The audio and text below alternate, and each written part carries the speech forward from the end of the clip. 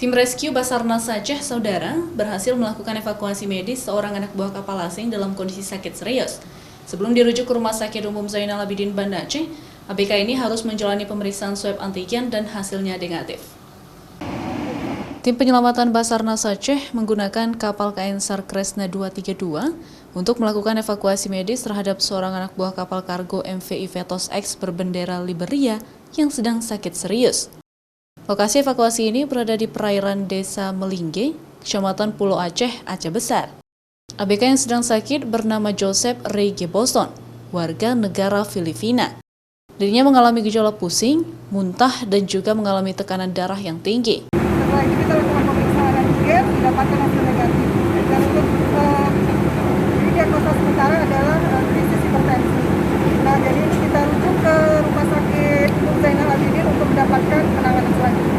MV Investor berbendera Liberia, di mana ABK ini berwarga negara Filipina. Setelah menerima informasi, kami berkoordinasi dengan instansi terkait. Selanjutnya pada pukul 10.00 tadi pagi, kami langsung dalam tim gabungan langsung ke Selat Benggala untuk melaksanakan evakuasi. Sebelumnya kapal ini sedang dalam perjalanan dari Zhoushan, China menuju Cape of Good, Afrika Selatan. Namun karena ada ABK yang sedang sakit, pihak kapal menghubungi Basarnas Aceh meminta pertolongan medis.